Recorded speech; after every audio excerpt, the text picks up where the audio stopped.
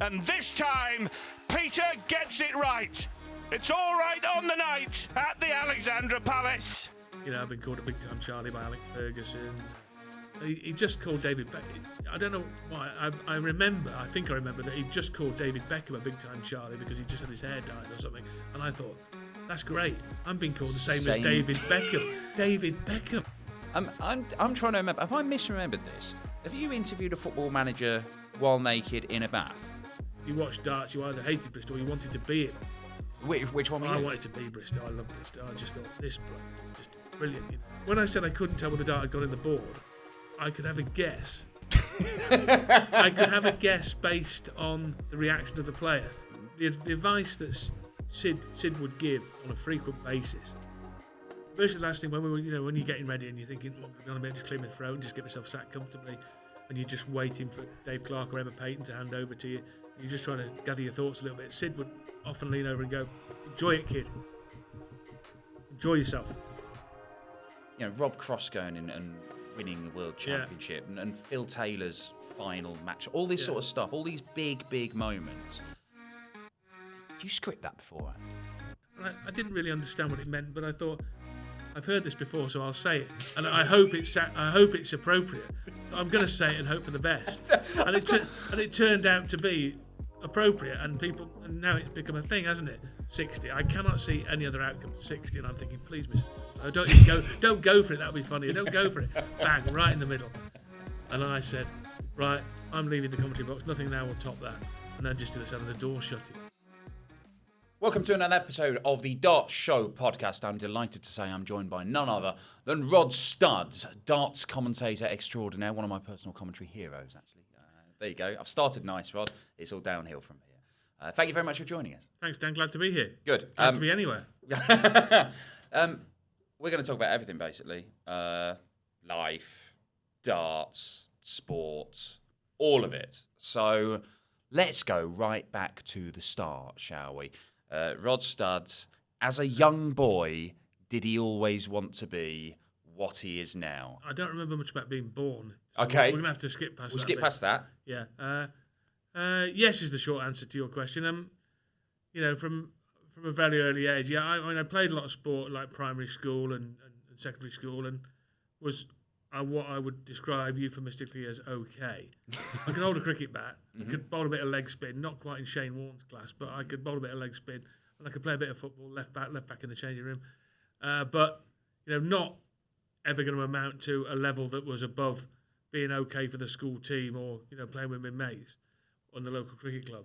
So I knew pretty soon that I didn't have the ability, and I certainly didn't have the temperament or the determination or drive to do anything that was going to be above just enjoying sport, playing at that level. But I always enjoyed watching it and was fascinated by the work of commentators, and I used to enjoy listening to them. This was an era of some of the greatest commentators in all sports: Barry Davies, John Motson, Sid Waddell, of course, in darts, Dan Maskell in tennis, Murray Walker, and Peter Jones on the radio, that you'd have to be very old to remember, but he was absolutely legendary, and he was probably the man that most prompted me to want to be able to do it, because he was so clever with words and his voice was so evocative. I'm not going to launch into any impressions, but... Oh, please do. No. But, he was brilliant. Things at the end of cup finals when they were celebrating, he said something once that now we see the scenes that are always the same and yet always so different. And I thought, that's so clever. And, so I was inspired by all that, and I thought I'd like to do this. And when I was at school, secondary school, they used to play staff against teachers, and I came up with the idea that I could commentate on this match, which was obviously ludicrous because nobody cared what the outcome was, apart from the teachers getting a kicking, and nobody would want to listen to a recording of it. But I thought, well, I could do that, so I did a match program and did a recording of the commentary, me and a mate. How old were you at this point? Probably 14 or 15.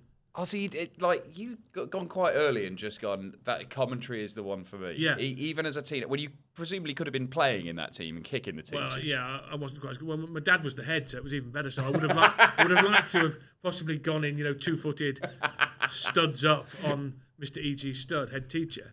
But might have led to disciplinary action being taken after the match, I suspect. But nevertheless, so I did that, and that was fun, and it wasn't that bad actually. And it was a time when I was like mad keen on football and other sports, as I've just mentioned. But Norfolk's Victoria, as you probably remember, Dan, won the FA Trophy in 1984. So it was a glorious time for sport in that area of the world. In a replay at the aptly named Victoria Ground, Stoke, the greatest night of my life, bar none. But so it was a great time, and I enjoyed it. It was a lot of fun, and so I did that. And from then on, I carried on sort of like harbouring that dream of doing it, and I furthered that by going to university and doing nothing to do with sport. Well, that's it, because you went. Was it politics? It was, Dan. Yes. I've got a degree in politics. Would you believe? I mean, it's quite funny to say that, isn't it? Quite funny to think that this lunatic that spouts such drivel about darts actually seriously studied politics at university, the University of York.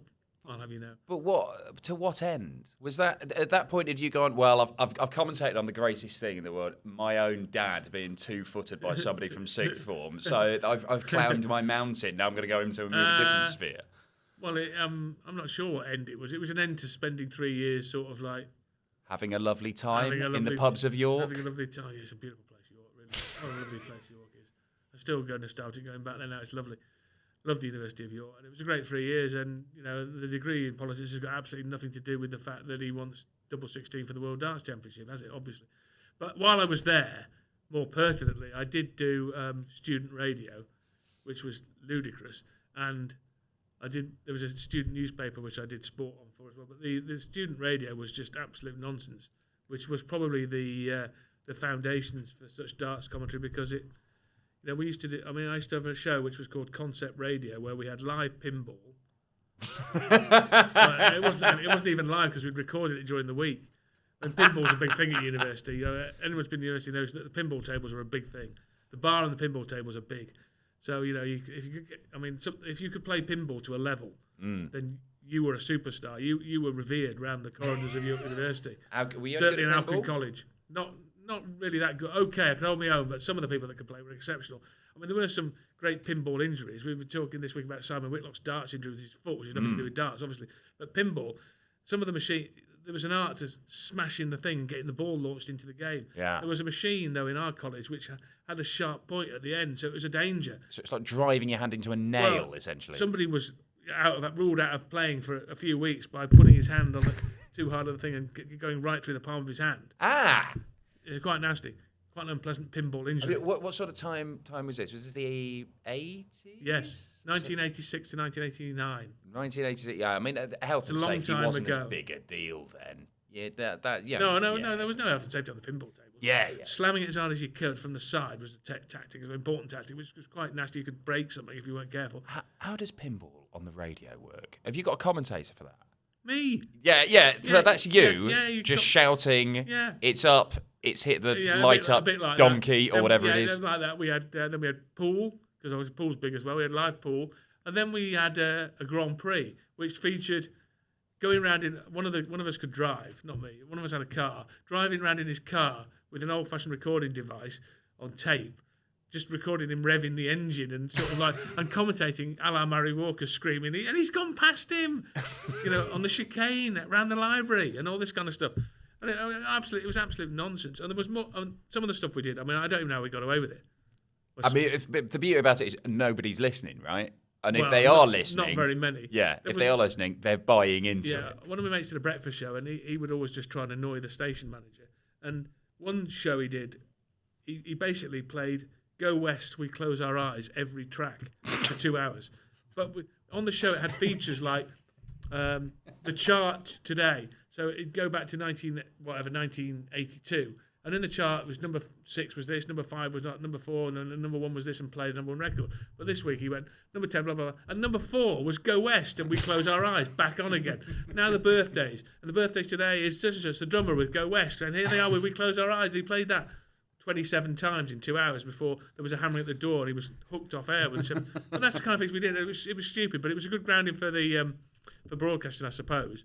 And it probably got me into my first job at Radio Air in Leeds, because they were obviously bluffed into thinking that this bloke had some kind of experience. Well, okay, yeah, right. So your first job is Radio Air in Leeds as a sports journalist or just a news journalist? What were you doing? Well, it was supposed to be news and sport trainee. Okay, so you go there. Presumably you put together a CV, yeah. What, with a I little made something cassette up. tape of you shouting No, over no, Pinball? no, I didn't. You didn't include that? No, because that would have ruined the bluff, wouldn't it? Yeah, okay, right. Because that would have exposed. I would have had to put my cards on the table, and whilst talking about having like a full house, they'd have said, "Well, you've got a 2, a 4, an 8, a jack, and a king. That's not a very good hand, is it, Yeah, Mr. that's Stubbs? significant hand It's injury not the from one that Pinball, It's Mr. not the one you Stubbs. said you had." So no, I just convinced them that I'd had some experience, and then obviously bluffed them a bit in the interview, and they got in. Okay, So that was good. Like, was radio the medium for you then? Or was it just a convenient vehicle for you to watch sport? A lot of the things I've done in life has been like, oh, I've got to try and do something here, otherwise I'm going to be in serious trouble. Right, here's an advert for a job. I'll try and get it. So I'd come out of university, I'd finished, and this is in the dim and distant past of the summer of 1989. Probably, I think the Ashes might have been on there, might it? You're the coach about 1989. I think. I was 6. Yeah, well, 1998. I think there's no big football tournament, is what I mean. I think the Ashes might have been on. So I was probably watching a lot of that, and then the aforementioned E.G. Studd, Esquire, the wise old owl, would have came to a conclusion and said, "What exactly are you going to do for a job?" Yeah. Probably now it's ticking into June, and obviously I've now got nothing to do. And I said, I don't know. I said, I'll do something in sports journalism. He goes, how exactly do you propose getting this job? He was quite to the point and poignant in his advice, as he always was. And I went, I don't know. It was like that. Yeah. And then in the recess of my mind, I remembered, I don't think this is a thing anymore. It might be, I don't know. There's a thing called the Media Guardian. Yes. Which came out on a Monday. And that kind of that's where people advertise jobs in the days well before the internet, Dan. So they advertise it. So all the jobs would be in there. So I said, I know what I'll do. I'll get the Media Guardian. He goes, brilliant. Brilliant. Yeah. Right. Well, that'll be it then. You'll see a job and you'll get it, won't you? Right. Anyway, so I got it on a Monday. Anyway, there was an advert for this job at Radio Air in Leeds, new sport trainee, which I applied for, and as I mentioned, managed to blag through the interview and get it. So perhaps the pessimism for Mr. E.G. Studd was unwarranted, because getting the Media Guardian, finding a job and applying for it works absolutely perfectly. It worked, yeah. I don't think there's so much pessimism, more like, I need to encourage you to get off your backside and try to do something here, which was really the motive of what he was saying. It wasn't like you won't be able to do it. It was like, come on, man, you need to get off your backside and get on with it here, otherwise you're going to be in trouble. Anyway, so I got on with it and wasn't in trouble. Got this job, which started in July 1989. And you're at Radio Air now. It's a long time ago. It is a long time ago. I don't even know how I'm remembering it. It's probably, as Darren Brown says, my memory telling me a story, and I'm now telling it to you. Yeah. I don't even know how much of this is true. Well, Darren Brown would sit here if he was with us and say, most of this probably isn't even true, but it's as I recall it now. Trained yourself into it. Yeah, whisper it quietly, 54-year-old Rod Studd remembers it now as it suits him. So that's what's happening here. I'm telling you what I think happened. Well, it doesn't mean you can tell me the story. Darren Brown would say. I'm buying into the story. Good. It's a good story, Rod. Narrative. That's what we like. It's what creates the world. It is. You're right. Now, okay, let's follow this narrative then, Rod. That's a good time to be going into sports journalism in Leeds, isn't it? In Yorkshire in general. What a time. It really was. It was you're making a great point, but you could have left Yorkshire off and it still would have been a great time, because it was the time when local radio was in its absolute pomp. And people like me and the great Stuart Pike of darts commentary fame now, but then of Piccadilly radio fame to some tune, were working. And the wonderful Dave Clark, then of Capital Radio fame, but subsequently of darts presentation fame. So Clarkey was at Capital Radio, and they were absolutely buzzing with Jonathan Pearce, the great football commentator. Pikey was at Piccadilly, and they were flying in Manchester with the football there and the cricket. It was a great time. But in Leeds, as you specifically mentioned, this is when Leeds United, when I arrived, they were in what was known as the second division, is now the Championship. And Howard Wilkinson was the man given the job of getting Leeds back where they thought they belonged, which was into what was then the first division, is now the Premier League.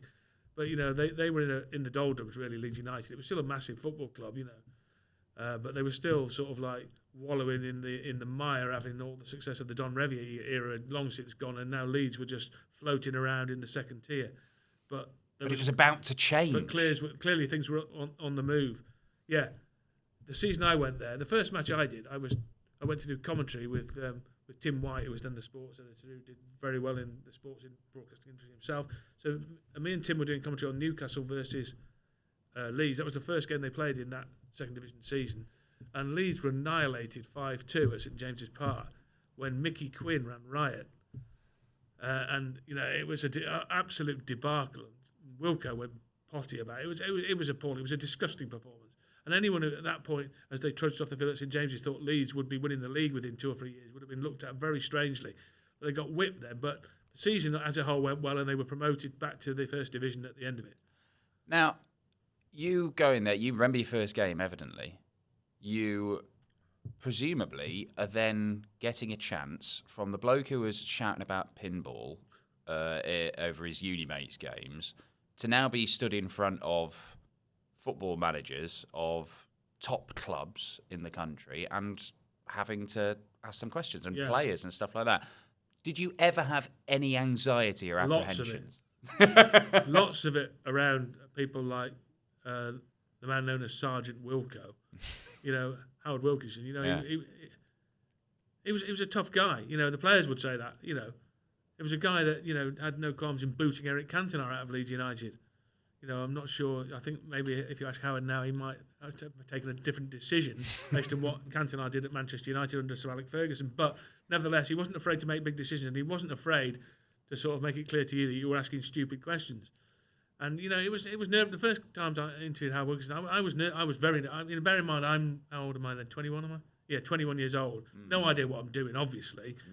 Completely wet behind the ears, naive, and thinking, oh God, what's he going to say? I'm going to, he might shout at me. Nowadays I couldn't give two hoots, but. Okay, well let's talk about it, because I think anybody who goes into there's millions of people who are in the pub with their mates or talking with their mates wherever, in work, at home, and they'll feel they're enormous sports fans, whatever their sport be, football, cricket, darts, and they'll think, I watch loads of this, I know, I've got opinions, I've got ideas about it, and then if you suddenly go, right, there's Howard Wilkinson, there's Michael Van Gerwen, all of a sudden, mouthing off your opinions and what you think and trying to hold them to account. It's a very different proposition, isn't it? Yeah, it is, yeah. I mean, it's like most things. You just get used to doing it, you learn how to do it, and you become immune. Once I've been shouted at by everybody, as you can imagine, and told that's a stupid question, and, you're this, that, and the other. I've been called a big-time Charlie by Alex Ferguson. Let's have more of that. When's that happened? Oh, you want to hear that tape might be still somewhere around. It was in the season. We're going to have to sort of fast forward a couple of things, because you might think, what's he doing at Man United now, not Leeds? Well, I'll fast forward a few things. I don't know if we'll get around to talking about this, but even if we don't, it doesn't matter. But at Radio Air, by the time we got to 98, 99, I got fired by Radio Air. To cut a long story short, I was a bit of a nuisance, and they decided to get rid of me.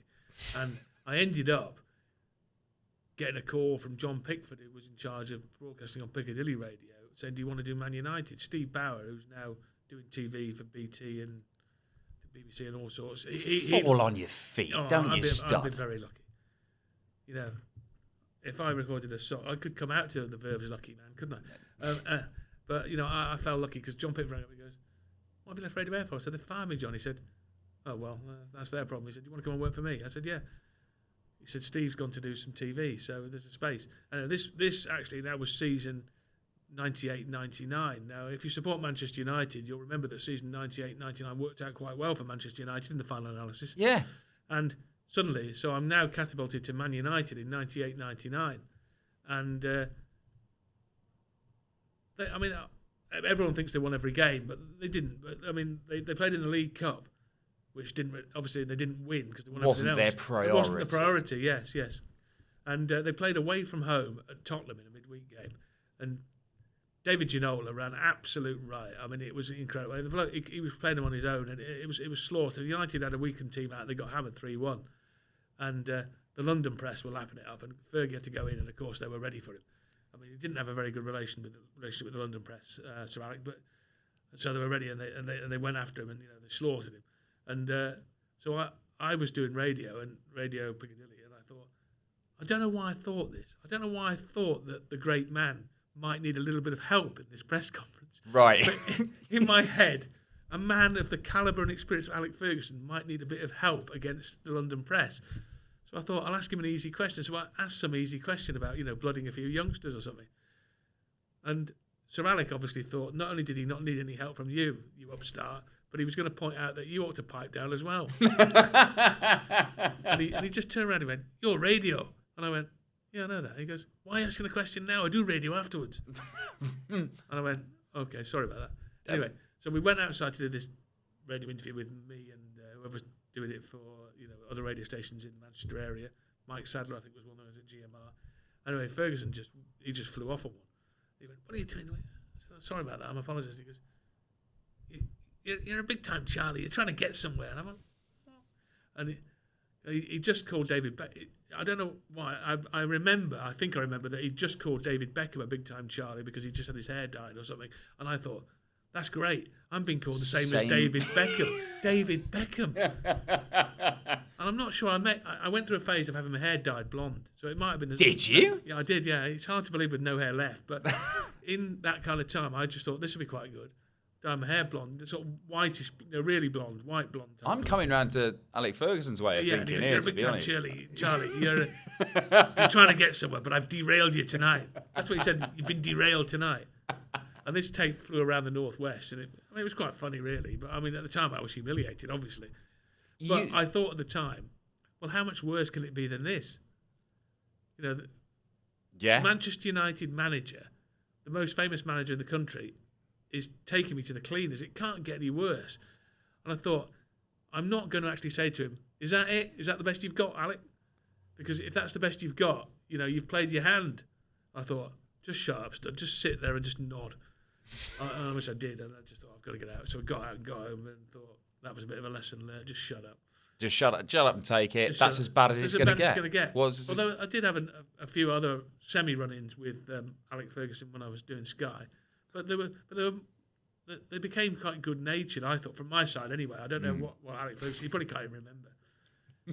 He'll have no recollection of this kind of nonsense. He's had more important things to do. Who are the biggest characters you've met and interviewed? Because, I mean, there was strange times back in the night. It was always a very, almost unrecognisable football from what it is now, isn't it?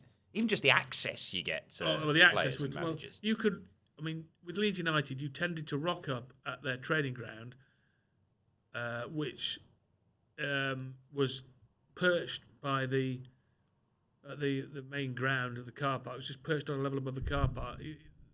They mock it up very well in the film with Martin Sheen, the Damned United. Yeah. That's exactly how it was. It's a perfect, facsimile, replication of it. So you rocked up there, and then they moved up to another training ground up near Wetherby. And this was years later. You just rocked up there, parked in the car park, and as Harry Kewell, who was playing there, or Jimmy Floyd Hasselbank, got out of their car, which in those days would have been more likely to be like a Hyundai or a Ford Focus rather than the superb vehicles, the 4x4s they're rocking up in now, or the Porsche. And you just got out and you just said, "Harry, any chance of just a few words?" And they'd do it. I mean, I did have the one with Gordon Strachan. Gordon, any chance of a quick word? During the glory days at Leeds. Aye, velocity. And again, I learned to bite my tongue and not to say, "Gordon, velocity is just a measurement of speed. It could be fast or slow. So it wouldn't necessarily be a quick word, would it? Because you could have a velocity that's very low." I don't think he'd have appreciaed that definition. So I left it. Classic big-time Charlie behaviour. Yeah, I laughed along at his joke of "aye, velocity." I'm trying to remember. Have I misremembered this? Have you interviewed a football manager while naked in a bath? Him, not you. I should stress. Naked in the bath. Yeah. Well, we had, there was lots of strange things that went. Idiosyncratic things that went on. Idiosyncrasies even of Howard Wilkinson, the Leeds United manager, Sergeant Wilco. I mean, what happened with Howard was it used to be about, say, 4:00 on a Thursday, me or Tim from Radio Air, someone from Radio Leeds, and Eamon from Club Call would go down and do an interview with Howard about that time. But you had to ring his secretary up on the morning and say, "What time's Howard doing the thing?" And they say, "Yeah, it's 4:00. So one time we got there, and we got to reception. They said, "Yeah, Howard says just go through to the home changing room, home dressing room, and they'll do it in there." And as we approached down the corridor, you could hear this sort of splashing noise. What's going on here? And into the changing room, and there was more splashing, and it was evidently coming from the sort of like the bath, the communal bath that they had in those days, as opposed to individual showers, as they probably have now in football changing rooms. And there was this splashing noise, and then suddenly a voice echoed through of, "Come in, chaps, come in you come, fellas." That's how you're always chaps or fellas with Howard Wilkinson.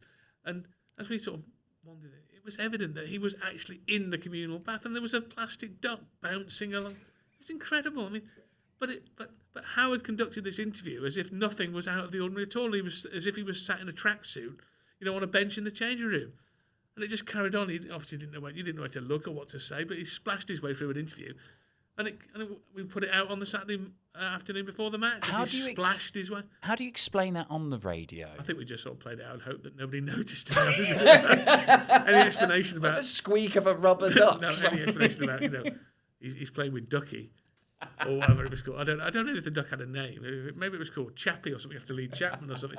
But anyway, it was bizarre. But Howard was on other times he could treat you like a long lost friend, and sometimes he made it perfectly clear he didn't want you anywhere near this interview, and he wasn't in a good mood. And there was a lot of chalk and cheese with Howard Wilkinson, but in the end, as happens to every football manager, pretty much he got fired. And I remember Tim and I writing him a note saying it'd been great working with him, and he wrote back with a handwritten note. So it was nice. Okay. But so in the end, it was all very amicable. And it was, look at the bottom line. It was a great time to be in Leeds. It was great days. It was a great era for Leeds United. It was great to be part of it. Leeds United, obviously, massively successful. You're covering them. Then you're off to cover Man United, having unreal success. For Manchester United, it had the epic ending. It didn't quite for me because, for whatever reason, Piccadilly Radio seemed to run out of money towards the end of the European Cup campaign. So they stopped sending me abroad for the European Cup ties. Oh. So that's disappointing. I didn't. It is a little bit now looking back, thinking that it was a near miss to be part of that indescribable ending to the European Cup. And Solskjaer has won it, as Clive Tilsley so memorably said. With you, obviously, football's your main focus there, but you also simultaneously building your interest in other sports at the time. Yeah, well, I did. Well, at Radio Air, I did a fair amount of rugby league as well. It was a game that I knew nothing about, but I managed to. Well, probably people still say they know nothing about it, or darts. But I managed to bluff my way through early rugby league games, and then just learnt more and more about it from people that did know about it. And there was a guy who did the rugby league for us called Jack Wainwright. It was one of the wisest people, very clever man, and a brilliant broadcaster. And I learnt a lot from Jack and managed to learn the game. One of the things I learnt from Jack actually, and it is quite a good one. I don't want to tell people what to do or what advice, but it's a good one because everybody needs a little bit of ego massage, even if you haven't got any. I mean, I wouldn't describe myself as much of an ego. I couldn't care less what people think, but everyone likes it when people know who they are, don't they? We all do. So one of Jack's little tricks when doing an interview, he would repeatedly, and at least 2 or 3 times, call the interviewee by their name. Right, so you're embedded in football. You've blagged your way again into another sport in rugby league. Darts is something that you've had a passion for ever since you were a kid, though, right? Yeah, pretty much. I just love watching sport. As we mentioned right at the start, my level of playing sport was not going to be enough to be in any way, shape, or form a professional player. I think we kind of forget that any professional at any sport is exceptional.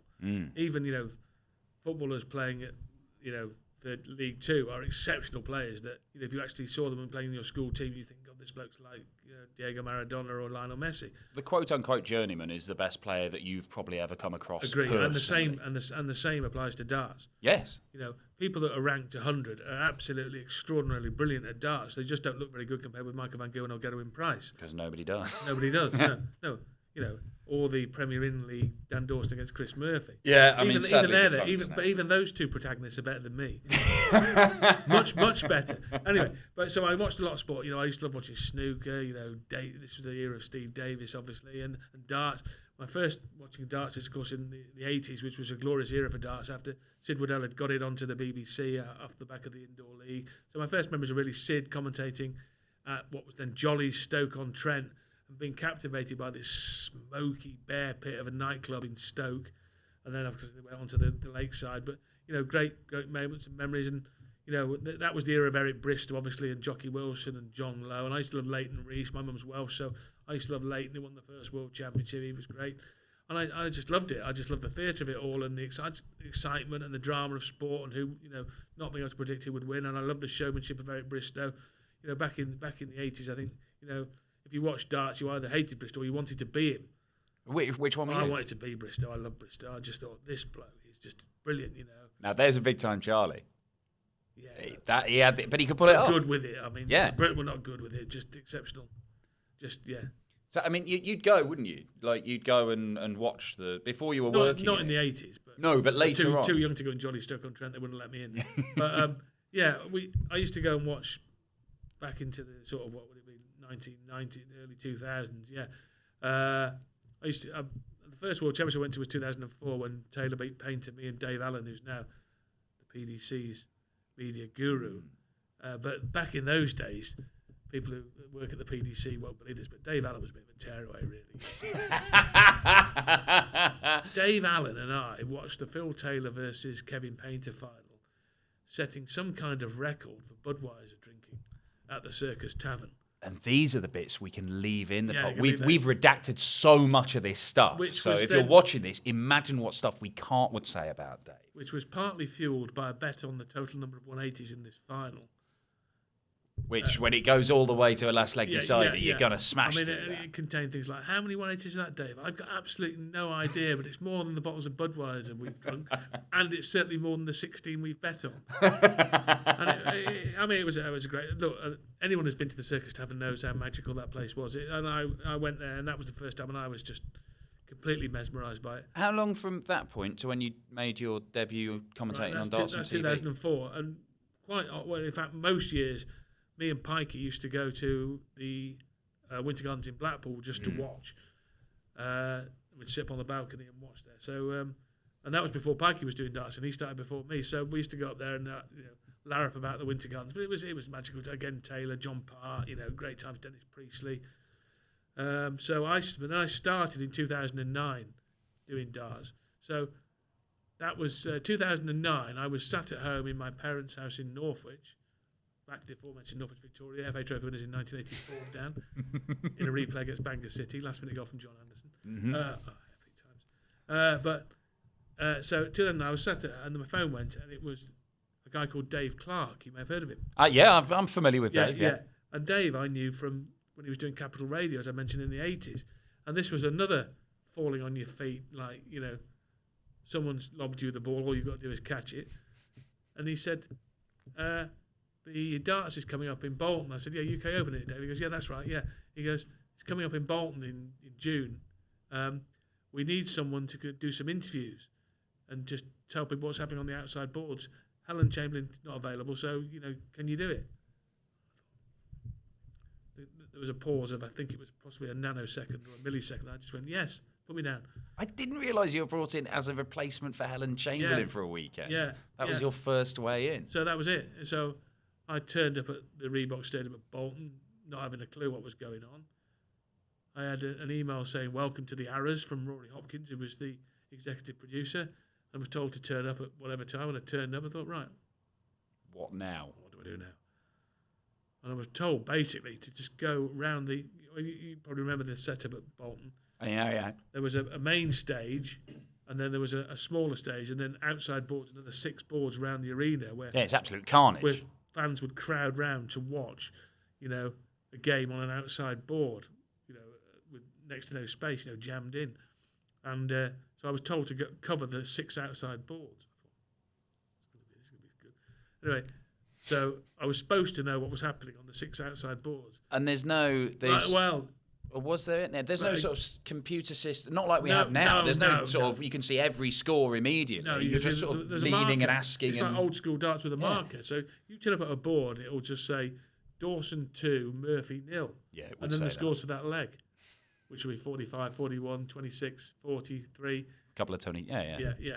So, and you had to, but where Sky were clever, and what made the difference was they had basically a spotter on every board, or someone covering every board, the assistant producer. So you turned up and you'd go, what's going on? And they'd say, right, well, Dawson's winning 2-0. He's gone out in 28 darts and 34 darts. And the checkouts were 64 and 46 or whatever they were. You know, so they throw down to me, and I knew what was happening because someone had just told me. So you're just relaying what somebody else has said. Yeah. Handy. But, you know, and so Rory Hopkins afterwards said, yeah, that's great. And he goes, don't tell Sid how you're doing it, because Sid just asked me, he said, how does Studdy know what's going on? I mean, this is encyclopedic. He must be everywhere. How can he possibly know what's happening at all these boards? And so Rory Hopkins was just laughing at him, not telling him. You know. So Sid was under the misapprehension that I was actually managing to sort of like look around what was happening everywhere and encyclopedically remember it. Marvellous. That was your first step into doing darts. And it was marvellous until they set. I mean, my biggest fear was sitting there because you couldn't actually see what was happening there and then because the lights on the board were there for the players on the hockey, not for anyone who was sat, you know, maybe 2 or 3 yards behind them like I was. So I couldn't see where the darts were going in the board as they were going in. So my biggest fear was, let's just hope they don't say, what's happening now? You've told us it's 9-all, but what's happening in this leg, the deciding leg? Yeah. I've commentated on pinball, but I can't commentate on a game of darts if I can't see what's happening. And I'm now thinking, let's hope that doesn't happen. And then I could hear on the talkback thing, where I could hear what Rory was saying to Sid, hand down to Rod and tell him to commentate. So let's go and find out exactly what's happening. Rod will take up the story. I thought, right, well, I'm just going to have to go back to my normal technique of blagging and bluffing. And I could tell, well, when I said I couldn't tell where the dart had gone in the board, I could have a guess. I could have a guess based on the reaction of the player. Right. Now, so if it was like, Dan, you require 40, I knew he would be aiming at double top by deduction. So I'm clever like that. So if you threw it and you went, yes, get in there, I could say, and he's hit it. Nice finish there by Dan Dawson. Now, I apologise for making things up here and things that could not possibly have happened. But nice finish there by Dan Dawson. He goes 3-0 up. But if Dan Dawson then didn't go, yes, get in, I knew he'd missed. But, of course, I didn't know if Dan Dawson had put it just above the double 20 or just below, in which case he needed double 10. But I then had to wait to see what he was aiming at next. So if he then looked down towards double 10, I knew he'd hit single 20, so I could then say just under the double 20, and now he'll look at double 10, and then go back to my routine of waiting for him to say yes, it's in or not, or hear the referee go game shot. So I managed to get through it like that, and it worked. I mean, just, and that gets you on the path to becoming one of the main commentators of Sky. Well, yeah. It worked to the extent that I got a phone call from Rory Hopkins saying, do you want to do some commentary in Blackpool in the match play coming up, which was a month after the UK Open? What was it like walking in to do that? And there's, you know, people that you'd grown up listening to commentating on darts. Now, I know you're friends with Stuart Pike, you're friends with Dave Clark. You've already, you know, Dave Allen, the media guy. You've got a network of people that you already know. But it's got to be different than sitting there and going, I'm now commentating on the World Match Play. Sid Waddell. No, that was quite. Well, I wasn't nervous. I was excited because it's like, you know, it's exciting when you meet someone. Well, I would say Sid's famous. He is famous. You know, someone famous like Sid, because to me, he was like a player in levels of fame. You know, everyone knew who Sid Waddell was. You know, and it was great, and I was excited, and you know. And the whole week was exciting. You know, Sid would sit down and start giving you advice and talking you through things, you know, and you know, helping you get at your ease, you know, so that you'd get into the commentary box and be confident, you know. And he would always be very encouraging and with his advice and free with his time and that. So it was great. And by the time I actually went and did a match with him, which was the first game I did, which was Colin Lloyd against, I can't remember who Colin Lloyd was playing, to be honest. Probably beat Lloyd, you know. I don't. I remember thinking, I've got to try and say something funny. I don't know why. I thought I'd have to try and play up a bit to Sid. So I said something like, Colin Lloyd now must feel like a German vegetarian, Sid. He feels that he fears the Wurst. Oh, wow. And Sid liked it, so it was all right. There we go. But wow. Afterwards I thought, that's his name. That's That's his name. I haven't used it since, but I feel I ought to in a game involving Gabe Clemens or Martin Schindler. Yeah. Hey, look, there's we can definitely. If I hear Dan Dawson use that later, I shall be making claims due to plagiarism. I'll credit you if I do. Don't worry about that. No, you have it on me, Dan. Thank you very much. No, I'll consider it. But it was good, and I enjoyed it. It was fun, and obviously they thought it was okay, so I did some more matches, and then I carried on doing it. I want to talk to you about your approach to commentary. I do commentary.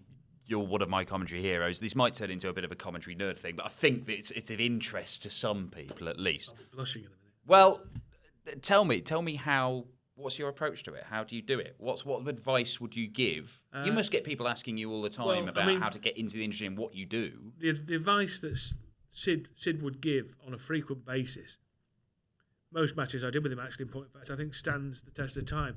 And he would always say, virtually the last thing when we were, when you're getting ready and you're thinking, I'm going to be on a minute, just clear my throat and just get myself sat comfortably, and you're just waiting for Dave Clark or Emma Payton to hand over to you, and you're just trying to gather your thoughts a little bit. Sid would often lean over and go, enjoy it, kid. Enjoy yourself. Has that always been the forefront? Well, I thought that was good advice. I think it's brilliant advice. Yeah. To be fair, that's what I always say to players. I don't like wishing players luck. I think that's an inane thing to do. If you've got two players about to play each other and you go, good luck to the pair of you. What does that mean? It cancels each other out, doesn't it? Yeah, probably. I usually go for play well. Play well. Yeah, there we go. Yeah. Hope you play well or play well. Yeah. Because that they could both play well, couldn't they? One would win, but they could both play well. Exactly. Well, I mean, you can play rubbish and enjoy it. That's it. Very much like commentary, to be fair. You can play rubbish and you could talk rubbish and enjoy it. Yeah, no, so enjoy it, I think, is the most important thing. I just like to have fun with people. I like to go in there, have fun, and then just enjoy the whole experience of it all. But do you prefer commentating on darts or rugby league or football, or are they all different, enjoyable in different ways? Yeah, I think they're all enjoyable in different ways, really. Yeah, I mean, I love the darts. I love darts. I love to just sort of larrup about with Mardell, and yeah, I mean, it's great. Look, enjoying yourself is good. Look, I would say, and you know this too, that you've got to be in amongst all the, fun and frivolity and silliness and puns and quips or whatever you want to call them. You have to have some basis of knowledge, because if you didn't, it would just be like a stand-up routine with a darts match going on in the background, wouldn't it? Yeah. So it can't be that, because people would just go, this is just stupid now. There's a darts match going on and he's trying to tell us a joke, Fear the first line again. Yeah. Rory did say to me once, he goes, look, I'm enjoying this, but just pare it down a little bit, because this was at Blackpool one year, he said, it's almost turning into, I say, I hit a treble 20 once. And I said, yeah, I get it, Skipper, okay, I'll turn it down a bit. But you've got to have basis of knowledge, so I mean, I'd like to think that I do my prep, and I know you do too, and you've watched a lot of darts, and you know that so and so, beat so and so at the German Masters or the Hungarian Open or whatever it was, You can get bogged down in all that stuff. You can get bogged down in that, but I think it's just a little bit of like, he's trying to reach the World Championship semi-final for the 5th time in 6 years. I know it's just something to add a little bit of, something to the recipe, isn't it? Well, you're telling a story. Yeah, you're telling a story of this match and of this player and their lives and careers. Yeah, and while it is, it is fun and it's a rather ridiculous game. Let's be honest. It's two guys throwing at a tiny target from 8 feet away, but it matters, and it matters to them, and it matters to the people watching. So it's serious, but it's also fun, and there's stories and narratives and all sorts of stuff. I mean, there's all sorts of. I mean. In my opinion, Pikey's the best at this. He'll go and talk to players and get all sorts of information, and suddenly he'll pipe up in the World Championship match, whoever's playing. Say Martin Schindler's playing, and he'd say, Martin Schindler, he's had a terrible preparation. His flight from wherever it is, Berlin, was cancelled 7 times, and he only arrived quarter of an hour before the match was due to be played. He'll get all these little kernels of information out, and they're quite interesting, So that's another way of getting a narrative, isn't it, and getting a story. What about, I mean, look, your voice accompanies some of the most iconic moments in the sport over the last number of years. What's that feel like to see those played ad nauseum, pretty much? The big moments. I don't get repeat fees. No, you don't. I wasn't asking how much it makes you. Every Christmas you hear "Merry Christmas, everybody." Yeah. And Noddy Holder bellows out, "It's Christmas." Yeah, he gets paid for that. And Noddy every year says, "This is my pension," because the radio stations have to pay Noddy X pence every time they play "Merry Christmas, everybody." That doesn't work with dance commentary. No, that's a shame, isn't it? It's a shame, yeah. But there must be some satisfaction to hear your voice accompanying those moments, right? You probably feel the same, and it's quite strange when you hear your voice, because you pick up on things like, "Oh, that sounds a bit weird," or "I didn't say that very well," or "I could have said that better," and my voice sounds a bit strange when it's on the telly, because you have a different voice, don't you? Yeah. I get it sometimes. Why are you commentating in your telephone voice? Isn't it? Because I probably don't sound. I don't know. Maybe I'm putting my telephone voice on again now. I don't know. But if I have a conversation with you in the bar, I won't sound the same as when I'm commentating. You certainly won't. You'd be Probably slurring because I it. have 4 pints of Carling Black Label or something. But I might get. The iconic lines, Fallon Sherrick winning, Yeah. smashes glass. That's the one. Fallon It's a Sherrick good job I smashes wasn't the glass delivering ceiling, that yeah. one, isn't it? Yeah. Or the World Championship wins for massive. The big moments in the sport. Rob Cross going in and winning the World Championship, and Phil Taylor's final match. All this sort of stuff. All these big moments. Do you script that beforehand? Or does it just come out of the ether? Do you just pluck it out of the air? Well, it's a good question. It's obviously one that commentators get asked a lot, And someone like Clive Tilsley or Ewan Murray, who are brilliant commentators in football and golf, they've obviously got something lined up, scripted.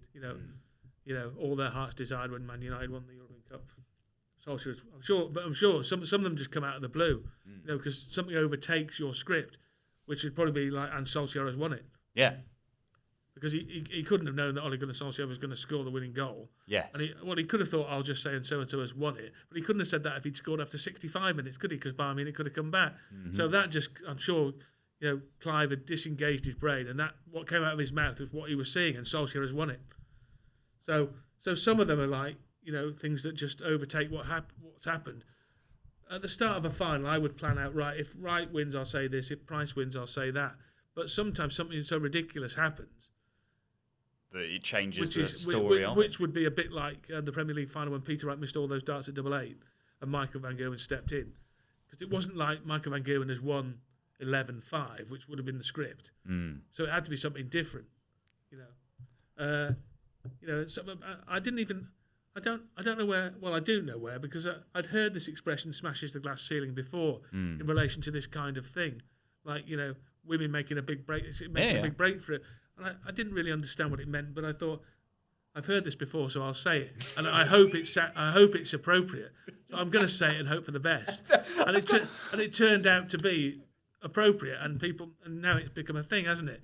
I love the fact I've got one of my commentary heroes here, and let's just pick apart his forensic attitude to his craft. He went, I just heard it and thought I'd give it a go, and it turns out I got away with it. Well, I didn't really know. I thought it was something to do with the topic I was trying to describe, and it would work. So anyway, and now it's like, Fallon Sherrick smashing the glass ceiling, and it's become a big thing, and and I hope she trades well on it. It's good. I hope she enjoyed it. Some of them work and some of them don't. I thought, when Peter Wright beat Michael Van Gerwen, I thought, and this time Peter gets it right, was quite good, but I don't think most people think that was a bit silly. But I thought that was one of my favourite ones, and no one liked it. So I liked it. Did you? Yeah. I liked it. What do you think the role of commentary is in sport in general? What do you think it's there for? Well, because there was a thing, there was an article written the other day. Jonathan Liu, don't know. I really like Jonathan Liu, excellent sports writer. Yes, I read a lot of Jonathan's stuff as well. And he was saying... Yeah, I read the piece you referred to football commentary, wasn't it? We don't really need him anymore. Yeah. You can get your analysis bespoke from whatever source you want. Yeah. What are the commentators there for, really? Well, he was a bit dismissive of some of the narratives and quasi-facts that he used, didn't he? And he said, and here's so-and-so on the ball now, a man who has never tasted jam. That was one of the rather silly, made-up examples Jonathan Liu gave, but I kind of understood what he was driving at. Because sometimes we do come up with the most ridiculous facts. And some of the things that I say in darts might not be far off, never tasted jam. In fact, Jonathan, I might throw that into a commentary at the World Championship. I want to know whether the player playing has tasted jam or not. I think it's an interesting thing if they've never tasted jam. Josh Rock. becomes and the a jamless and existence he's led never by the young tasted Northern jam Irish. as he eyes up this double eight to reach the quarterfinals at his first attempt at the World Championship. Time and a place, yeah, granted. But it's not. He said, "Well, we can Luke name Humphries, the whose favourite you don't jam just is need to- damson. Yes, you can. You don't need to just name the players. We can see them. We've got the technology there. We don't need to say, "Oh, it's him. Pass us to him. Pass us to him," or whatever. What does commentary serve? I think you're obviously trying to entertain, and some of the humour and stuff, makes you laugh when you're watching it, and you just, the pictures are there, and it really has to be generally something that the viewer can't see on the screen. Because if you say things like treble 20, I can see that, and I fall into this trap. Sometimes you say he needs a treble, and if I was sat at home watching, I'd say, I know he needs a treble. Obviously, he's miles behind in the leg. I know he needs a treble. What are you telling me? Is there an argument that you're there to help build the tension or reflect? Yeah, what's going I on think as so. well? Yeah, yes, and this is where Wayne is very good, the best analyst of a throw, I think, and one of the best analysts in sport. Full stop. Forget darts. I wholeheartedly agree. So Wayne will pick up, like he'll say something like, "There was a late release of the dart." Something technical that I couldn't dream to see because I don't know enough about it, not nearly as much as Wayne Mardell. So Wayne will pick up things like that. So if I'm sat at home watching that and Wayne says that, I've learned something. Now that dart has gone there because he released it late, or he pulled. There was a time we were sat watching, and this wasn't in commentary, but I'm sure he would have said it in commentary. We were watching James Wade at the Grand Slam once, and Wayne goes, he's having to really force it up to the treble 20. I said, is he? He goes, well, look where his elbow is. It's well down where it normally is. I said, I don't notice these things when. He goes, I'll show you a YouTube video of him throwing in 2008, say, which is this might have been 8 years before we were watching. And Wayne's elbow was down there. And the time Wayne was talking about it in this current event, it was down there before it was up here. So from down here, he was really having to force it up to the treble 20, and he wasn't getting it there. So Wayne picks up on things like that. So that enhances the broadcast, some technical analysis. And that's where a commentator is important, or the ex-pro or the co-commentator. I think from my point of view, is to make it entertaining, to try and have a good rapport with the co-commentator. My favourite commentary duo are John Champion and Alistair McCoist. I think they're fantastic, and they have this faux animosity where Champers kind of, who I know from when he was at Radio Leeds, kind of plays a kind of more refined, sophisticated human being, and Ali McCoist plays this kind of ex-footballer from Glasgow, and they have they portray that they're completely different characters, but clearly they're the original odd couple. They are, but in actual fact, you can tell there's warmth between them. But clearly they're great friends. Yes. And McCoist will say, Alistair McCoist will say something, and Champers will bat it back, and then you'll hear John Champion say, "You're looking at me strangely, Alistair." some comment about going to a vineyard when they're in France or something for the World Cup, and Champion will say, "Alistair, you at a vineyard?" Surely not. And but so I think me and Mardell tried to replicate that kind of thing. That dynamic. Yeah, that dynamic of faux animosity, and I hope we carry it off quite well. As you know, the reality is that we're great friends and we're always knocking around together, usually in a betting shop. But on air, he'll repeatedly call me Rodri because he thinks it annoys me because that's my actual name in Welsh is Rodri. So he completely look. I'm telling you, Rodri, and I'll call him Mardell, and then he'll say Mardell, and I'll carry on as if nothing's happened, which is the other sort of like stock joke that He's only saying Rodri repeatedly just to make you feel at ease. It's a little ploy that some people do. Nobody would call me that apart from my mum, so it's usually an admonishment. Right, we haven't even. When I've realised that there's a million other things we could talk about. I was going to talk to you about the stroke you suffered. Now you've come back from that. I don't think we've got time to do it justice. So we'll do that another time, Rodri. However, what I do want to leave it on. What are the 3 moments in darts, whether you're associated with them or not, that you would pick out that will always live with? That's a great question. I should have prepared an answer, shouldn't I? Well, I could have warned you. Well, any three. One I remember very fondly talking about the faux animosity was when Mardell called the big fish at Blackpool. Yes. Peter Wright. Simon Whitlock needs some improbable amount, miles back, 270, 280, 300 or something. Can't finish. Wright's 170, so most times a professional player wouldn't even go for the 170. would go 60, 60, 10, perhaps, or 18 to leave a one-darter. But Wright wants 170, and Mardell says, I fancy him for it. I fancy him for the fish. And at the time, we were going through... I will do it. At the time, we were going through a thing where Alan Brazil was a thing we were doing. So I would do a do you like Alan Brazil, and he said yes. I cannot see any other outcome. 60. I cannot see any other outcome. 60. And I'm thinking, please miss the ball. Don't go for it. That'll be funny. Don't go for it. Bang, right in the middle. And I said, right, I'm leaving the commentary box. Nothing now will top that. And then just did the sound of the door shutting. But I mean, I was going to say he got lucky there, Mardell, but it's not luck, is it? Because it is slightly luck, but he's got an inkling and a knowledge of what could happen. Reading of the game. Yeah, reading of the game. So that would be one for the funny ones, definitely. As a punter watching, being in the circus tavern when Barnable beat Taylor. Yes, was incredible. the greatest game of all. To be stood in the middle of it all when he hit that double top, and Barnable is the champion of the world. I'm sure Gwynny had that scripted, by the way. Yes. You know, great commentator like John Gwynn was ready to bellow that out, and Barneveld is the champion of the world. And you talk about things that have been played over and over again. Well, there's one for you, John Gwynn, and Barneveld is the champion of the world. And he was Barneveld then, wasn't he? He didn't have a van. Yes. Yeah. There was a while when he was Ray as well. Yeah. Ray Barneveld. Yeah, he was Barneveld, wasn't he? Yeah. Or Barneveld, as Rod Harrington used to call him. But no, so that would definitely be one as, being as a fan, for sure. The Sherratt thing was great. Commentating or not, it would have been great just to be part of that moment, because it was an iconic moment. It was brilliant. Let me see. I'll tell you a leg that I really enjoyed. A moment I really enjoyed commentating again with Wayne was you might remember in Newcastle in the Premier League, Michael Van Gerwen missed a 9-dart leg, and Gary Anderson went out with 170. Yes, I do. One of the most astonishing legs. Yeah, very quickly. That's one to try and keep your eye on the ball, because I completely lost the plot there, because Van Gerwen wanted 141, so I was concentrating on that. I had no clue what Gary Anderson wanted, no clue at all. Yeah. It could have been on like 445 for all I knew. Anyway, Anderson was back of the hockey. Van Gerwen missed the 9-dart attempt, and then Anderson obviously then had his next throw, and I had no idea what he wanted, and frankly I didn't care, because I thought it was all about the 9-darter. Anyway, so I'm watching on the monitor, and Anderson goes 60, 60, and then suddenly I notice that his eye line is now looking at the bull, and I'm thinking, what the hell does he want? And I look at the score, 170, and I think, oh my God, he wants 170. So I just blurted out, oh, the big fish, which he hit, and I got away with it somehow, but I was miles off the pace. Another one you blagged, Rod. I blagged my way through. Arch blagger, commentary hero, icon of darts. Rod Studd, thank you very much for joining us. It's been a pleasure, Dad.